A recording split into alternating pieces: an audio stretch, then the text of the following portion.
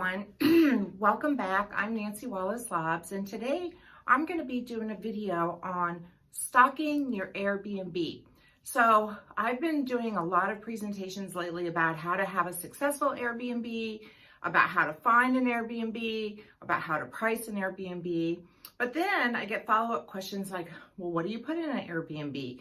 Because it's all about the guest experience and how comfortable and if you're meeting your guests' expectations, I guess. And so, Airbnb is like home away from home. It's when we go and we're tired, maybe when we got there. So having just a few of these supplies on hand will help your guests get started with their vacation, which is what we want them to do, is have a great start to their vacation. So let's just talk a little bit about the kitchen. So personal preference here, you may not agree with me on all of these things, or maybe you want to do something different. So I'm just going to tell you how I stock my Airbnbs, and it seems to be working, because we're getting 5-star reviews. So, all right, let's go.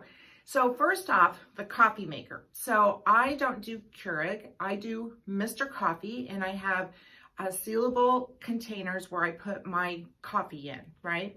And then we provide, you can buy these little creamer things. I had to get them online, but they're individually wrapped. And I provide a startup of sugar. And then also I get Splenda, which I think all this is going to be backwards, but I get Splenda and some Sweet and Low. And I just buy them in bulk, Costco, Amazon, Walmart, that kind of place. So that's the coffee. And then I also provide tea. And in the winter months, I provide hot cocoa. So in the individually wrapped packages. Now, of course, in your kitchen, you want to have a fully stocked kitchen. So if your property, let's say it sleeps 6 people or 8 people, you want to have at least double the amount of silverware, plates, and glasses. And then on glasses, I would also suggest having like plastic tumblers, some wine glasses, have different kinds, kid-friendly glasses.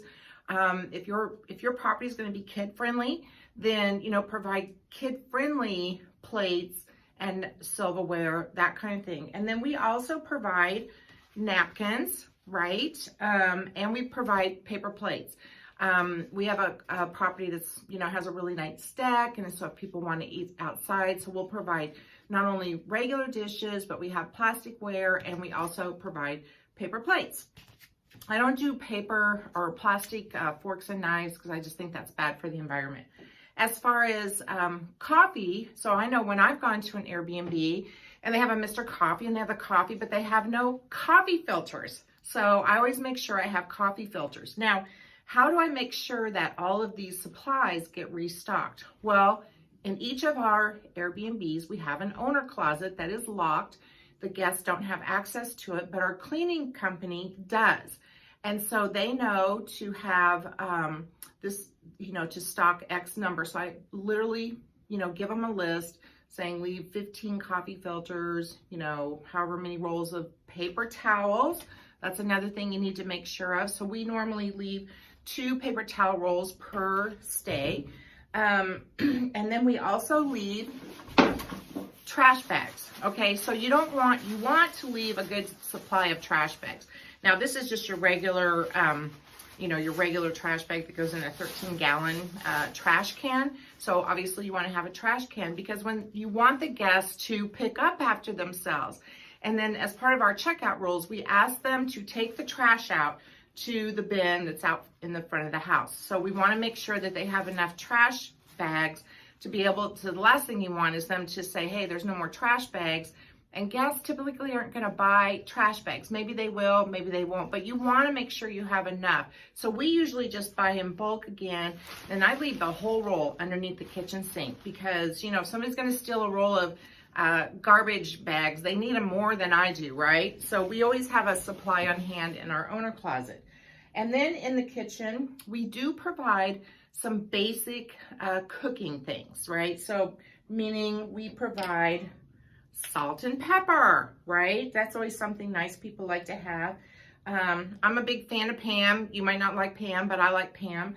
So we have a small can of Pam in the the cabinet above the stove.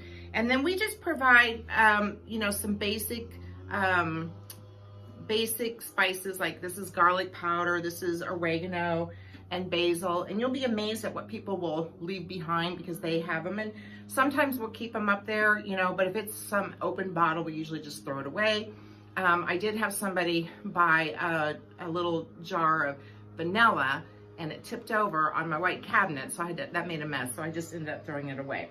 And then some of the other things that we provide, we don't do wine bottles, and there's all kinds of controversy about should you leave wine, should you not, and it's, again, totally a personal preference, so we do not, but we do provide, we have wine glasses, we have actually plastic wine glasses, because we don't want people to take them out to the pool or to the hot tub, which we have both. But we do provide a wine opener, and we do provide an electric can opener, but we also have this, okay? So you can use this as a beer opener, and we also have like a handheld can opener, because what if the lights go out and they wanna open up a can of, I don't know, green beans or something. So we make sure that we have things kind of in an emergency that they can use. Now, also in the kitchen and the refrigerator, we will leave bottled water. So if we have, let's say 6 guests coming, then we'll leave at least 1, but most of the time we leave 2 bottles of water per guest. It's just nice that they have something, and that's usually the only thing that's in the refrigerator. You know, we ask the guests to take out all their perishables and things like that. You know, like people buy salad dressings and whatnot. So we do just ask them to either take that home or throw them away. So that kind of covers the kitchen area. Now let's move on to the bathroom. And actually this next thing you could put in the kitchen or the bathroom, and you could tell I just had this stuff at my house. So we put individual soap dispensers. Now some of them are prettier than this, you know, but these are good. They can go in the bathroom. You can also do hand sanitizer, but we put them in each of the bathrooms and also in the kitchen, because you know people just like to wash their hands. And of course, I talked about the paper towels. Also, toilet paper. Now, you cannot, as far as I'm concerned, you cannot leave out too much toilet paper, right? Now, I will tell you, for each of my properties sleeps 6 to 8 people. So we typically leave out 5 rolls in each bathroom. So that's 10, that's per stay, right? Per stay, not per person or anything like that. And that seems to be a nice number. We haven't really ever had anybody go through 10 rolls, right? And we have septic systems, so we have to be careful with what they put down the toilet. Okay, it's a little TMI info, but we do have funny little signs in the bathroom saying, hey, just, you know, just be careful what you flush down, because you're gonna have to fish it out, right? So that's just something that you wanna do. And then again, personal preference. You know, sometimes with COVID, it's kind of hard to know if this is a good thing or bad thing. So I'm going to throw it out there, but I do boxes of Kleenex, right? And I put these on the bed nightstand in the bedrooms, because you just never know. People might need them.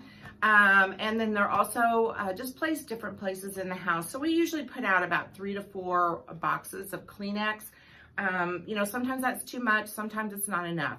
And what we'll do is just kind of take out 2 or 3, you know, and then the top will be sanitized so that we can use the remaining for the next guest. And then also in the bathroom, you'll want to bring, okay, this will be noisy, you'll want to provide a hair dryer. Now, I only provide 1 hair dryer. And even though I have 2 bathrooms and all 2.5, I only provide 1 hair dryer. And so far, I have not had any complaints about that. So that's what I would suggest, just getting 1 hair dryer. You know, us women, we typically bring all of our hair stuff with us anyway, but it's always nice just to list that you do have a hair dryer.